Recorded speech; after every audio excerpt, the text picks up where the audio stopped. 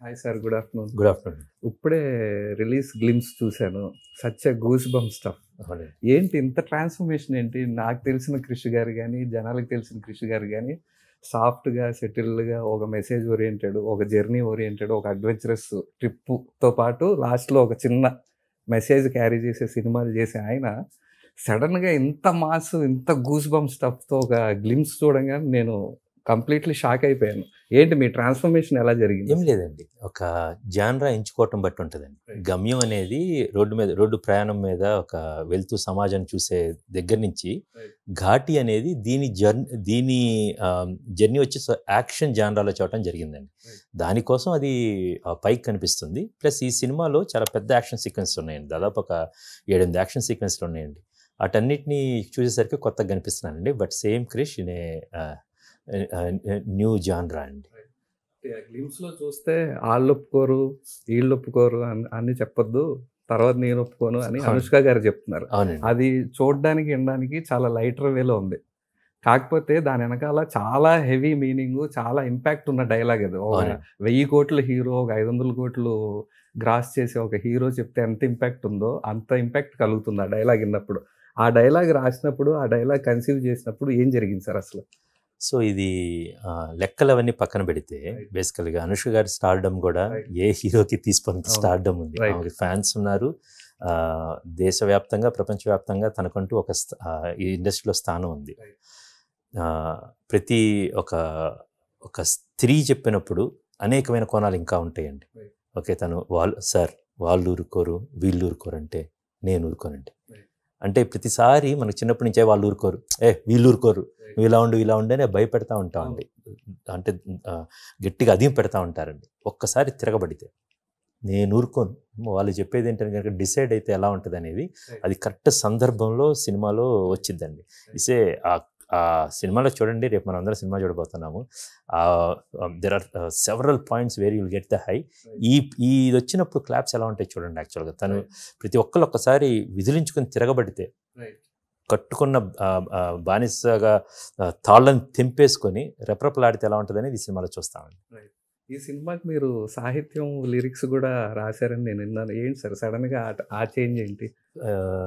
చెప్పాను కదండి, మా గురువు గారు సిరివెన్నెల సీతారామ శాస్త్రి గారు మీ ఇంటి ఎదురుగానే రాధాకృష్ణ నిలయం ఇంటి ఎదురుగానే సామాన్య అపార్ట్మెంట్లో గురువుగారు ఉండేవాళ్ళు. అక్కడే నా 15 ఏళ్ళు ఆయన దగ్గర ఎదురు కూర్చొని శిష్యరికం అన్నమాట. రైట్. రైట్. కానీ ప్రతి కథ ఆయనకి చెప్తాను. ఆయన నేను చెప్పిన కథను ఇంకా తిరిగి 10 సార్లు చెప్తారు. రైట్. దాని చుట్టుపక్కల ప్రపంచం అంతా నాకు ఇంకా బాగా అవగాహన వస్తుందన్నమాట. రైట్. కానీ ఈసారి పాటలు రాయడానికి సీతారామ శాస్త్రి గారు మన మధ్య లేరు. కొత్త మ్యూజిక్ డైరెక్టర్ సాగర్ గారు అన్నమాట. కంపోజ్ చేస్తున్నప్పుడు ఏదైనా 4 పదాలు అంటే సరే అని చెప్పి ఏదో ఒక పల్లవిలాగా రాసి ఇచ్చానన్నమాట. జస్ట్ కంపోజింగ్ పర్పస్ కోసం. కానీ అదే పాటగా రూపాంతరం చెందింది. అది 1 కాదు 3 సార్లు జరిగింది. ఈ సినిమాకి పరిమితం అండి. ఈ సినిమాకి ఇంకొక మిగతా 3 పాటలు ఈఎస్ మూర్తి గారు రాశారు. గమ్యం మ్యూజిక్ డైరెక్టర్. మనకి కృష్ణవంజేతంలో బల్లారి బావ అని పాట రాసిన ఆయన, వన్ వే జీవితానికి గమ్యంలో రాసిన ఆయన, ఏ తల్లి కన్నాదిరు అని బీట్ సాంగ్ రాశారు. సో ఆయన రాయటం జరిగింది. సో ఈసారి అనుకోకుండా అది జరిగిందండి. ఓకే. ఈ సినిమా విషయానికి వస్తే అసలు ఈ కథ చెప్పడానికి మోటివేషన్ ఏంటి సార్? ఇది డాక్టర్ చింతకింది శ్రీనివాసరావు గారు, రైటర్ అండ్ జర్నలిస్ట్. ఆయన ఈ కొత్త ప్రపంచం గురించి చెప్పారండి. తూర్పు కనుమల్లో ఆంధ్ర ఒడిస్సా బోర్డర్లో ఉన్న ఘాట్లు, ఆ ఘాట్లలో ఉండే ఘాటీలు. సో అది విన్నప్పుడు చాలా కొత్త ప్రపంచం అనిపించిందండి ఆడియన్స్కి చెప్దామని. Plus the characters what had return, Sheelavathi అనే క్యారెక్టర్ కావచ్చు, దేశరాజ్ అనే క్యారెక్టర్ కావచ్చు, ఇవన్నీ చాలా నేను చాలాసార్లు చెప్పాను ఈ కథ గురించి అన్నమాట. ఇది చాలా స్వచ్ఛంగా, పచ్చిగా, ఎప్పుడెప్పుడు పేలుదాం అన్నట్టు ఉన్న ఒక ప్రపంచం. ఆ కథని లక్కీగా చింతకింద గారు నాకు చెప్పడం జరిగింది. చూస్తున్నప్పుడు చాలా పెద్ద స్పాన్ ఉన్న ఫిల్మ్ అయింది అనిపించింది. లార్జ్ క్యాన్వాస్లో చెప్పాల్సిన అంశాలు ఇందులో ఉన్నాయి. తీవ్రమైన భావోద్వేగాలు ఉన్నాయి. అందుకని ఆ కథని సినిమాకి అడాప్ట్ చేసుకొని చెప్పడం జరిగిందండి. మిమ్మల్ని మీరు ఎలా ఎక్స్‌ప్లోర్ చేసుకున్నారు సార్ ఈ సినిమా జర్నీ ప్రతి సినిమాకి ఆ సినిమా టైంలో మన స్టైల్ జీవన విధానం అది అయిపోద్దండి. ఇది ఆ కొండల్లోకి వెళ్తున్నప్పుడు ఆ nature is a different thing. ఆ కొండలు ఎక్కటం కాదు దిగటం. మన మనసులో కూడా చాలా కొండలు ఉంటాయండి. వాటిలో మనం మోయలేని భారాలు మోసుకొని కొన్నిసార్లు ఎక్కాల్సి వస్తుంటుంది. అది దింపేసుకొని కిందకి దిగాల్సి వస్తుందన్నమాట. అది ఎలాగనేది పట్టి చూస్తే తెలియదు కానీ అంతర్లీనంగా నాలో ఒక ప్రయాణం ఉంటుంది అండ్ ఒక స్టెబిలిటీ అనేది వచ్చింది. మీరు ఫేస్ చేసిన ఛాలెంజెస్ ఏంటి సార్ ఈ సినిమా వరకు? అంటే ఈ సినిమా చూసినప్పుడే ఈ ఈ ఈ తూర్పు కనుమల్లోని ప్రాంతాలు చూసినప్పుడే చాలా ఎక్సైటింగ్ వరల్డ్ ఉందండి. దాన్ని నేను చూసి ఎంతైతే ఆశ్చర్యం పొందానో అలాగే ఆడియన్స్ దగ్గర తీసుకురావటం అనేది చాలా పెద్ద ఛాలెంజ్ అండి. ఆ కొండల్ని కెమెరా బంధించడం అండ్ ఆ కొండలకి ఒక ఎకోలు ఉంటాయి, ఒక సౌండ్ ఉంటుంది, దాన్ని బీజిఎం రూపంలో సినిమాలో తీసుకురావటం అన్నమాట. ఇవన్నీ కూడా ఛాలెంజింగ్ విషయాలు. బట్ నాకు ఒక ఫిల్మ్ మేకర్గా very exciting thing and audience కూడా చాలా ఎక్సైటింగ్గా ఉంటుంది.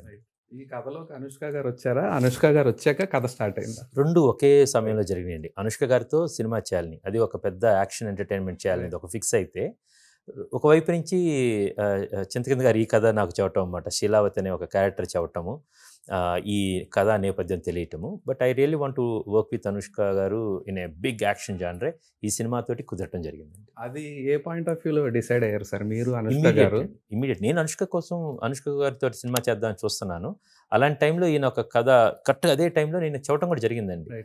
ఏం కథలు ఉన్నాయని చూస్తున్నాను, నేను రాస్తున్నాను. ఆ టైంలో ఈయన చెప్పగానే ఇమీడియట్ గారే ఇది అనుష్క గారికి చూస్తున్నాను, ఇలాంటి కథ బాగుంది కదా అని రెండు ఒకేసారి జరిగినాయండి.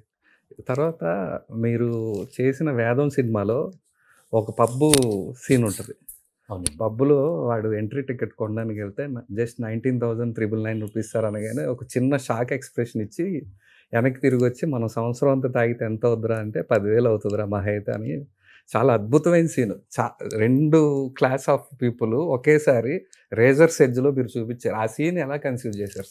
ఇప్పుడు మనం న్యూ ఇయర్ ఈవ్స్లో చాలా పెద్ద టికెట్లు చూస్తుంటామండి. ఒక 40,000, 50,000, ₹1,00,000 పెట్టి కూడా ఆ టేబుల్ టికెట్స్ ఉంటాయండి. 1,00,000 అంటే 5,00,000 దాకా కూడా ఉంటాయి అన్నమాట. అది ఒక వ్యక్తి సంవత్సరపు ఆదాయం కావచ్చండి. అది పక్కనే ఉంటారండి.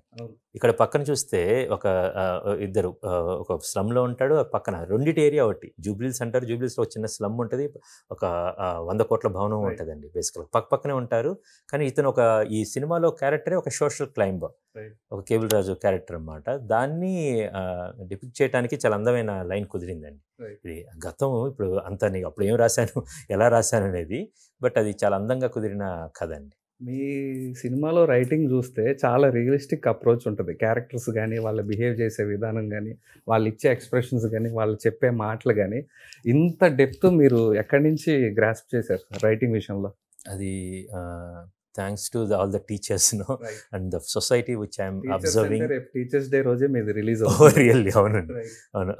అండ్ మై ఫ్యామిలీ ఈజ్ నాకు మా నాన్నగారు వాళ్ళ 6 అబ్బాయిలు, ఒక అమ్మాయి అన్నమాట. వాళ్ళందరి మధ్యలో పెరుగుతున్నప్పుడు ఒకళ్ళు భిన్న మనస్తత్వాలు, డిఫరెంట్ ప్రొఫెషన్స్లో ఉన్నవాళ్ళు అన్నమాట. ప్లస్ మా తాతగారు జాలిముడి రమణయ్య గారు అన్నమాట.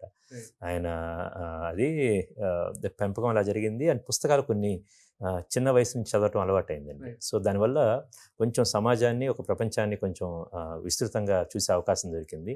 I like travelling. ఇవన్నీ జీవితంలోని అనేక అనుభవాలన్నీ నా భాండాగారంలో పెట్టుకున్నాను. అవసరమైనప్పుడు అవి ఆ నాలెడ్జ్గా పనికి వస్తున్నాయండి. గమ్యం సినిమా అప్పుడు మీరు ఫేస్ చేసిన స్ట్రగుల్స్ ఏంటి సార్?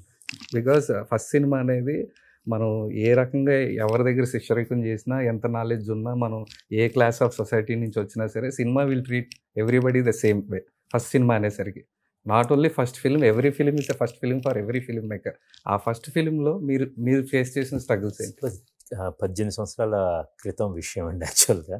బట్ ఇప్పుడు చూసుకుంటే ప్రతిదీ కూడా చాలా ఆనందంగా స్ట్రగుల్ ఉంది కాబట్టి, ఆ కాన్ఫ్రంటేషన్ ఉంది కాబట్టి గమ్యం ఇంకా చాలా స్వీట్గా అనిపించింది. నా ప్రయాణం అద్భుతంగా నాకు అనిపిస్తుందండి. ఒకటే ఏంటంటే సినిమా తీసిన తర్వాత రిలీజ్ చేయడానికి అప్పుడు చాలా కష్టపడ్డా ఉండే ఆ సినిమాని బయటికి తీసుకురావడానికి. ఇట్స్ ఎ లాట్ స్ట్రగుల్ అండి, నేను అనేక మందికి చూపించేది. But thanks to help Tammareddy Bharadwaj గారు రావచ్చు, అప్పుడు మీ నాన్నగారు బిఏ రాజు గారు కూడా ఈ సినిమాను జనంలోకి తీసుకెళ్ళడానికి చాలా హెల్ప్ చేశారన్నమాట.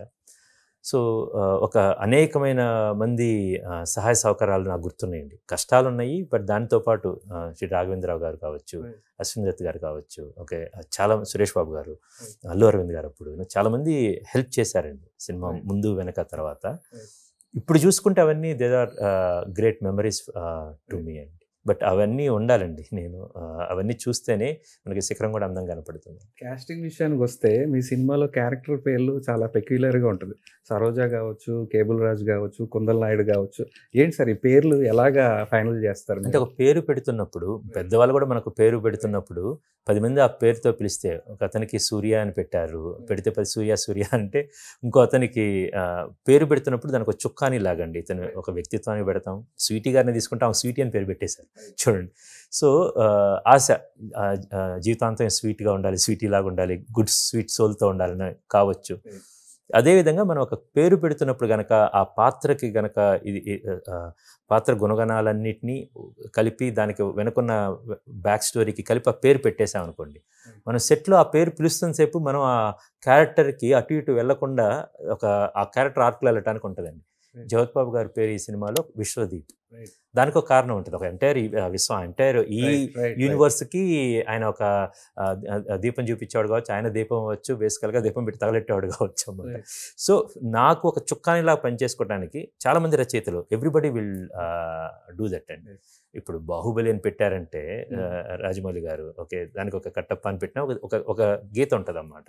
అది ప్రతి రచయితకి ఒక చుక్కానిలాగా పనిచేసిద్దండి. సార్ మీరు డైరెక్టరు, ప్రొడ్యూసర్ కాబట్టి ప్రస్తుతం తెలుగు సినిమా మార్కెట్ కావచ్చు, వరల్డ్ వైడ్ మార్కెట్ కావచ్చు, దాని మీద మీ స్టడీ ఏంటి సార్? సినిమా ఇండస్ట్రీ మీద మీ స్టడీ ఏంటి? యాజ్ అ ప్రొడ్యూసర్గా, యాజ్ అ రైటర్గా, యాజ్ అ డైరెక్టర్? డైనమిక్స్ అనేవి చేంజ్ అవుతున్నాయండి, అందరికీ తెలిసిన విషయం. ఇక్కడ ఇది మీరు కింద కామెంట్లో ఎవరు అడిగినా సరే అదే చెప్తారు. మీరు ఒక అంతరిక్షంలో ప్రయాణిస్తున్న వ్యక్తి నుంచి, తెలుగునాడు నుంచి ఒక ఆటోలో వెళ్తున్న ప్రయాణికులను ఎవరిని అడిగినా సరే ప్రతి ఒక్కరు చెప్తారండి, ఇది dynamics are changing. Only thing ఏంటంటే ఒక 3 రోజుల cinema window of theatre release అనేది ఒకటే మారుతుందండి. మిగతా అంతా కూడా చాలా same. Dynamics are changing there అన్నమాట. సో నేను ఇంతకుముందు కూడా 2-3 ఇంటర్వ్యూలో చెప్పాను అనమాట. చైనాలో ఉన్నట్టు ఒక వ్యాస్ట్ నెంబర్ ఆఫ్ థియేటర్స్ ఉంటాయండి. అంటే ఎన్నైతే మనకి కెఫేలు ఉన్నాయో, బేసికల్గా ఎన్నైతే కిరాణా కొట్లు ఉన్నాయో, అలాగే అనేకమైన థియేటర్స్ ఉన్నాయి. మనం చాలా దగ్గరలో ఉంటాయి. ఎక్కడ వాళ్ళకి అక్కడ థియేటర్స్ ఉంటే కనుక ఆ 3 రోజులున్నా, నెల రోజులున్నా సరే that income will come into the movie industry and which will help us to tell bigger and greater stories. Sir Vikram Prabhu garu casting చూస్తే చాలా సర్ప్రైజింగ్ ఎలిమెంట్. తెలుగులో ఇంతమంది ఉండగా ఆయన్నే ఎందుకు పెట్టారు? ఆయన ఈ కథ రాసిన తర్వాత క్యారెక్టర్ రాస్తున్నప్పుడు ఒక ఎర్తీ మ్యాస్కులానిటీ ఉన్న క్యారెక్టర్ కావాలండి. ఈయనలో అది ఉంది. ఓకే, ప్లస్ ఆయన సినిమాల్లో నేను కుంకి చూశాను, ఇరుగుపట్టు చూశాను, త్రాణాకారం చూశాను అన్నమాట. కళ్ళు చాలా స్వచ్ఛంగా ఉంటాయండి. ఈ క్యారెక్టర్ రాస్తున్నప్పుడు దేశరాజుకి ఒక పెయిన్ ఉంటుంది, ఒక ప్రైడ్ ఉంటుంది, ఒక పవర్ ఉంటుంది, ఒక లీడర్షిప్ క్వాలిటీస్ ఉంటాయండి. అవన్నీ ఈయనలో ఉంటే చాలా అన్నీ నేను ఎదుగుతున్న క్యారెక్టర్ ఈయనకు ఉంది కాబట్టి ఆయన అప్రోచ్ అవ్వడం జరిగిందండి. సార్ జనాలు థియేటర్లకు రావట్లేదని చెప్పి number of film makers, producers బయట they are complaining about it. నిజంగా జనాలు థియేటర్కి రావడానికి ఇంట్రెస్ట్ చూపట్లేదా? What is the reason? అంటే నేను చెప్పినట్టండి, అంటే దురాభారాలు అవ్వచ్చు, కొన్ని వారాల తర్వాత, నెలల తర్వాత అయితే ఇంట్లోకి ఓటీటీలో రావచ్చు, అనేకమైన కారణాలు ఉంటాయండి. బట్ ఏది జరిగినా సరే ప్రతిదీ కూడా కొంతకాలం అయ్యేసరికి ఇండస్ట్రీ అడాప్ట్ అయ్యింది, ఆడియన్స్ అడాప్ట్ అవుతారండి. బట్ ఇప్పుడు కారణాలు ఏంటంటే అనేకమైన కారణాలు ఉంటాయి. సో ఇప్పుడు నేను ఇది చర్చించే సమయం కూడా కాదు, నా సబ్జెక్ట్ కూడా కాదండి. నెంబర్ ఆఫ్ యాక్షన్ ఎపిసోడ్స్ ఉన్నాయని చెప్తున్నారు. 8 to 10 యాక్షన్ ఎపిసోడ్స్ ఉన్నాయన్నారు. మొన్న విశాల్ గారు ఒక కారు స్టంట్ చేస్తున్నప్పుడు ఒక స్టంట్ మ్యాన్ అన్ఎక్స్పెక్టెడ్గా చనిపోయారు ఆయన. అలాంటి కేరు ఈ సినిమాలో ఎంత కేర్ తీసుకున్నారు సార్? అది యాక్షన్ కొరియోగ్రాఫర్ రామ్ కిషన్ గారు చాలా కేర్ఫుల్గా చేశారండి. అండ్ అఫ్కోర్స్ చాలా ఎక్స్ట్రాడినరీగా కంపోజ్ చేశారు. మేము అన్ని భద్రతా చర్యలు, సెక్యూరిటీ మెజర్స్ అన్నీ తీసుకున్నామండి. And as a company we have a good policy in that. Actually మేము ఎన్విరాన్మెంటల్గా కావచ్చు, సెక్యూరిటీ పరంగా కావచ్చు, ఒక ఏరియాకి వెళ్ళామంటే, ఒక షూటింగ్ చేస్తున్నామంటే అది మా ప్రొడ్యూసర్ రాజీవ్ రెడ్డి గారు ఒక అన్ని వైపులా చాలా జాగ్రత్తగా ఉంటారు. సో స్వీటీ గారితో చేస్తున్నప్పుడు ఆమె ఆమె ఇంకా ఈ స్టంట్ చేద్దాం ఆ స్టంట్ చేద్దాం అనేది ఎక్కడ కూడా బాడీ డబుల్ని వాడటం కానీ మీరు చూసింది ఎక్కడ మీరు బాడీ డబుల్ని చూడరు, ప్రతి దాంట్లో స్వీటీ గారు డెడికేషనే చూస్తారండి ప్రతి ఫైట్స్లో. But all credit goes to action choreographer Ramakrishna గారండి. చైతన్యరావు గారు ఎలా వచ్చారు సార్ ఈ ప్రాజెక్ట్లోకి? అంటే 30 Weds 20 అని ఆయన అది వెబ్ సిరీస్ చూసిన తర్వాత దెన్ ఆయనలో చాలా స్పార్క్ ఉంది అనిపించిందండి, అంటే స్ట్రీక్ ఉంది అనిపించిందండి, స్పార్క్ ఉంది. సో ఆయన ఈ కుందుల్ నాయుడు అని క్యారెక్టర్ రాసుకున్న తర్వాత వెరీ మేనేజింగ్ క్యారెక్టర్, దానికి ఆయన పర్ఫెక్ట్గా సూట్ అవుతారనిపించింది, నేను అప్రోచ్ అయ్యామండి. రైట్. తర్వాత ఈ సినిమా విషయానికి వస్తే సైలోరే సాంగ్ చూస్తే ఫ్యూజను ప్లస్ ట్రైబల్ మ్యూజిక్ రెండూ కలిపి ఒక ఫ్యూజన్ మిక్స్ చేశారు. అది ఎలా జరిగింది సార్? అది సాగర్ నాగవెల్లి గారి టాలెంట్ అండి.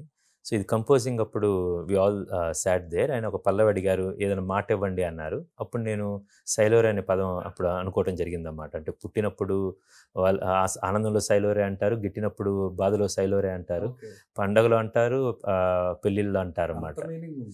సైలోరే అండి ఒక పదం అన్నమాట. అది ఎప్పుడు అది చాలా గమ్మత్తుగా ఉంటుందండి. వేదం సినిమాలో వాడమ్మ జీవితం అంటాడు, హ్యాపీగా ఉన్నప్పుడు వాడమ్మ జీవితం అంటాడు, సాడ్ ఉన్నప్పుడు వాడమ్మ జీవితం అంటారు అన్నమాట. అది కొన్నిసార్లు కొన్ని అలా దొరుకుతాయి అన్నమాట. అది ఈ సైలోరే అది రాసినప్పుడు it's all Sagar Nagavelli is credit to bring it into a great song. Music పరంగా మీరు ఈస్టర్న్ ఘాట్స్ ట్రైబల్స్ అంటున్నారు కాబట్టి ఎలాంటి రీసెర్చ్ చేశారు? కొత్త ఇన్స్ట్రుమెంట్ ఏమన్నా వాడడం జరిగింది? ఆ రీసెర్చింగ్ అంతా సాగర్ గారండి. మాతో పాటు సెట్స్కి వచ్చారు, మొత్తం తిరిగారు. నేను వెళ్ళి మంచి సౌండ్ తీసుకురావాలి అంటే దాంతోపాటు మరీ ఎక్కువ తిరిగేసి జలుబు కూడా తెచ్చుకున్నాడు అన్నమాట. ఎర్లీ అవర్స్లో వెళ్ళి మన రికార్డింగ్ అంతా చేసుకొని వస్తా.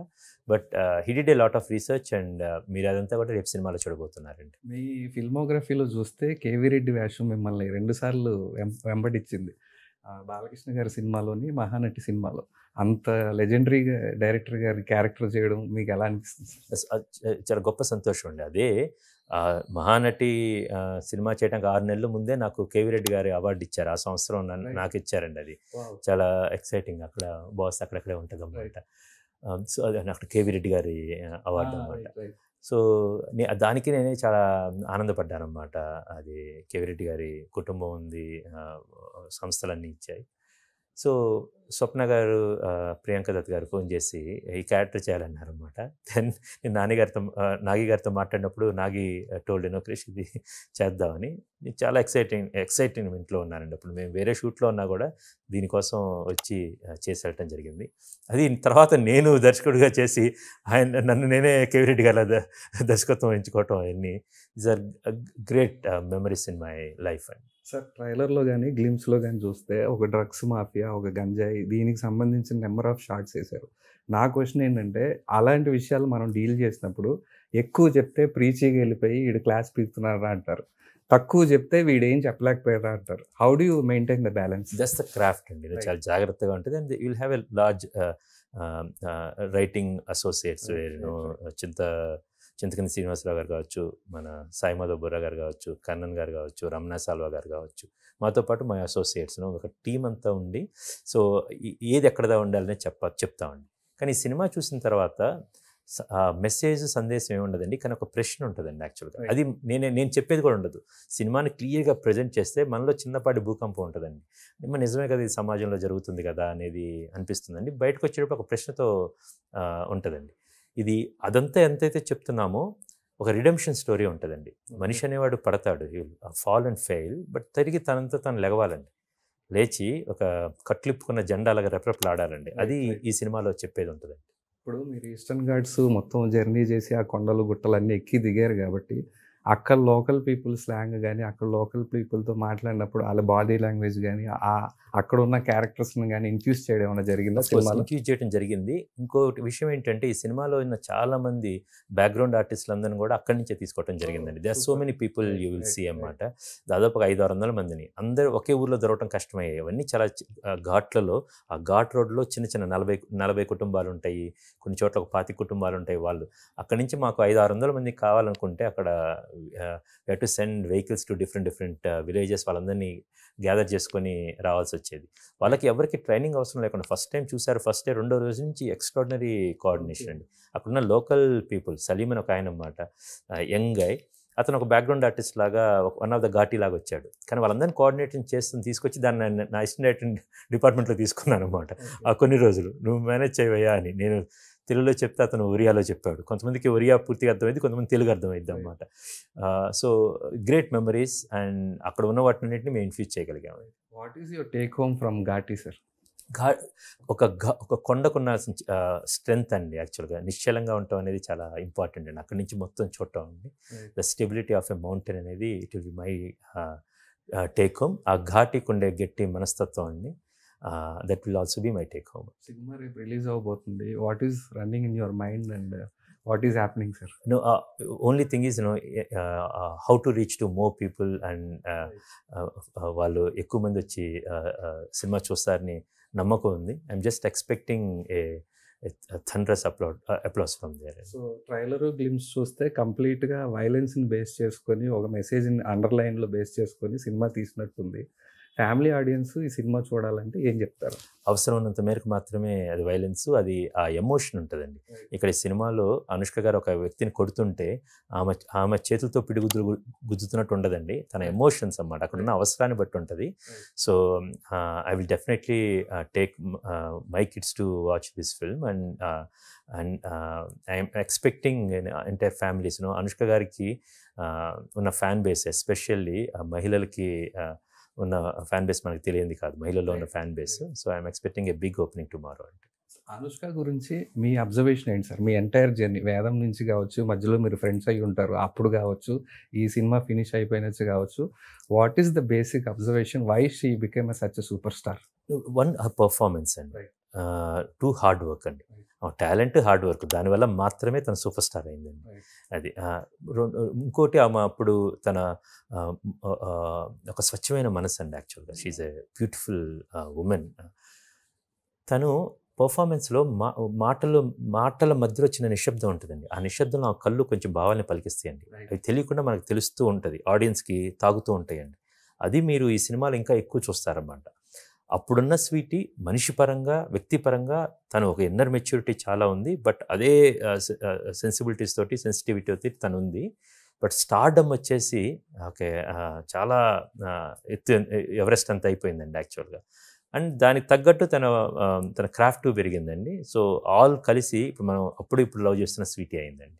ఆవిడ స్టార్డమ్ బేస్ చేసుకొని రైటింగ్ పరంగా కానీ, యాక్షన్ ఎపిసోడ్స్ పరంగా కానీ డోసేజ్ ఏమైనా పెంచారా? దానికి ఈ శీలావతికి కావాల్సినవి చాలా ఎక్కువ ఉందండి యాక్చువల్గా. అది స్వీటీ గారికి పర్ఫెక్ట్ సెట్ అయింది. ఓకే, ఈ సినిమాలో నేను చూస్తే నెంబర్ ఆఫ్ బాడీ లాంగ్వేజెస్ కానీ, బిహేవియర్ ప్యాటర్న్స్ కానీ,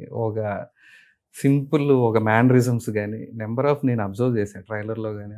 ఆ చైతన్యరావు తినే విధానం కానీ, జగపతి బాబు గారు కానీ, అనుష్క గారు నడిచే విధానం కానీ, ఇవన్నీ రైటింగ్ ప్రాసెస్లో మీరు ఎలా ఎంజాయ్ చేశారు, ఎక్కడ అబ్జర్వ్ చేశారు సార్? ఒకటి రైటింగ్ ప్రాసెస్లో వస్తాయండి, అది నేను కొన్ని అబ్జర్వ్ కూడా చేయకపోవచ్చు. వన్స్ యూ టేక్ మన దీన్ని ఇంత గొప్ప ఆర్టిస్టులకి, ఇప్పుడు జగపతి బాబు గారు స్పాన్ ఏంటి, ఆయన ఓకే స్పెక్ట్రమ్ చాలా పెద్దది. సేమ్ థింగ్ విత్ అనుష్క గారు. చైతన్య రావు గారిలోని ఆ ప్యాషను ఏదో చేయాలని, విక్రమ్ ప్రభు గారికి అండర్స్టాండింగ్ ఆఫ్ ద సినిమా ఉంటుంది. వన్స్ మన ఈ స్క్రిప్ట్ వాళ్ళ దగ్గర తీసుకెళ్ళంగానే ఇదంతా వాళ్ళ దగ్గర నుంచి వచ్చేదండి. నేను రైటింగ్ ప్రాసెస్లో ఇవన్నీ చాలా ఇంక్లూడ్ కావు. స్వీటీ గారికి నేను స్వీటీ ఇలా నడిస్తే బాగుంటుందంటే హాస్యాస్పదంగా ఉంటుంది అన్నమాటను. తను she's a performer, star, okay, plus great actor. ఆమెకి వెళ్ళి ఇదాని నుంచి సిచ్యువేషన్ అనగానే వాళ్ళే చేస్తారండి. జగపతి బాబు గారు దట్ బాడీ లాంగ్వేజ్ ఇక్కడ ఇది చేస్తాడంటే దెన్ చైతన్య రావు అందులో పరకాయ ప్రవేశం చేస్తారనమాట. All the credit to the actors. వాళ్ళంది అంతగా చేస్తారు కాబట్టే మనం అప్రోచ్ అయ్యి ఈ సినిమాలో అడగటం జరిగిందండి. గ్లిమ్స్లో చూస్తే బ్యాక్గ్రౌండ్లో బ్లర్లో అనుష్క గారు ఒక హెడ్ తీసుకొని నడుచుకుంటూ వస్తున్నారు. ఆ సీన్ చెప్పినప్పుడు ఆవిడ రియాక్షన్ ఏంటి? అంటే అవసరం ఉంది దాని, తనే ఎక్సైట్ అయిందండి యాక్చువల్గా. ఒక ఛాలెంజ్, అవునండి, చాలా ఒక కళ్ళలో మెరుపు ఉంటుంది ఆ సీన్ చెప్పగానే, చాలా బాగుంది అనేది. సో సినిమాలో చూసినప్పుడు ఎందుకు అలా చేసింది అనేది మనకి కిక్ వచ్చిందండి. విజువల్స్ చూస్తే చాలా అద్భుతంగా ఉన్నాయి. కొత్త కెమెరామెన్ అంటున్నారు, ఎలా మోల్డ్ చేశారు sir? Is a craftsmen, talent ఉందండి. ఆయన మోల్డ్ చేసుకున్నాడండి. కొండలోకి వెళ్ళి పడేయం కానీ నేను మోల్డ్ చేసేదే ఉంటుందండి అది. So these are very good talent. And వెళ్ళంగానే అతనికి ఒక ఆపర్చునిటీ దొరికిందండి. ఇది ఈ గ్రేట్ లొకేషన్ అంతా చూపించడానికి. దెన్ ఈ కొండల్లోకి వెళ్తే జనరల్గా ఒక డ్రోన్ ఎగరే షూట్ చేస్తారండి. ఈయన అలాంటి వ్యక్తి కాదన్నమాట. కొండల్లోకి వెళ్ళిన తర్వాత ఇక్కడ షూట్ చేయాలంటే ఏ ఏ శిఖరం నుంచి షూట్ చేస్తే అద్భుతంగా ఉంటుంది అనేది దానికోసం అవసరమైతే రాత్రంతా అక్కడ వెళ్ళి టెంట్లు వేసుకొని కెమెరాలు పెట్టడం జరిగిద్దండి. And I'm hoping a great future for Manoj Reddy garu in our industry అండి. ఈ క్యారెక్టర్స్ డిజైన్ చేసినప్పుడు నెంబర్ ఆఫ్ కాస్ట్యూమ్స్ కానీ స్కెచెస్ కానీ వేసుకుంటాం.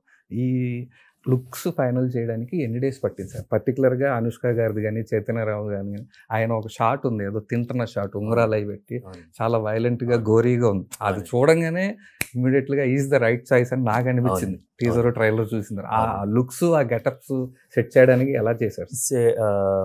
ఐశ్వర్య రాజీవ్ గారండి, she is the one who designed all this actually.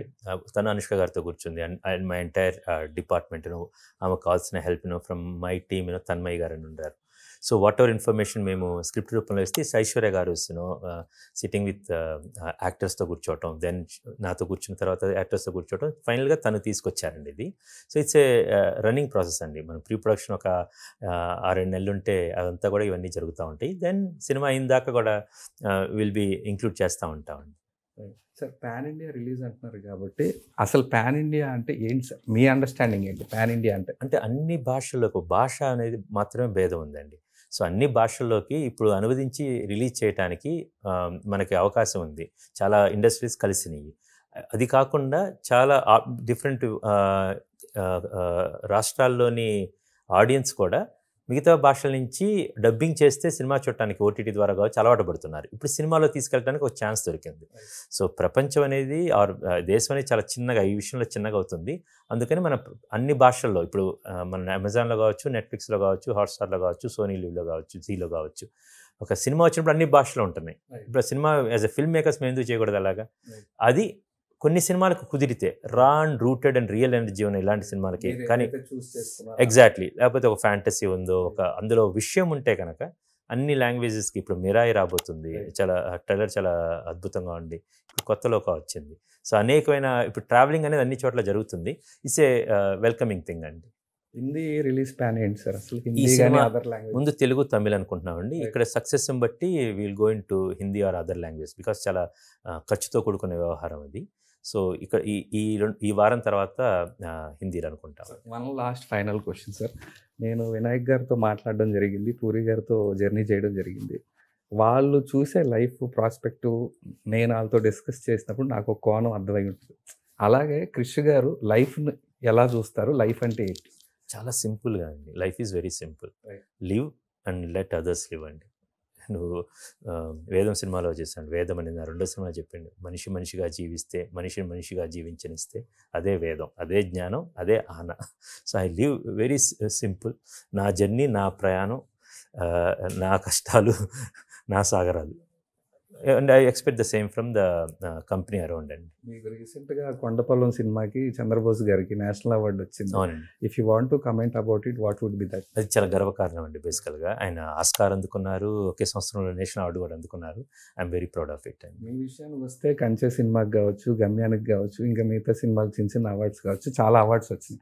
Awards అనేది ఒక ఫిలిం మేకర్కి ఎంత ఎనర్జీ ఇస్తుంది సార్? అంటే భుజం మీద ఒక just Pat on your back అండి. సో అవి అండ్ అది ఆనందం కన్నా ఒక చిన్న బాధ్యత అండి, ఇంకా బాగా చేయాలనేది ఉంటుందండి.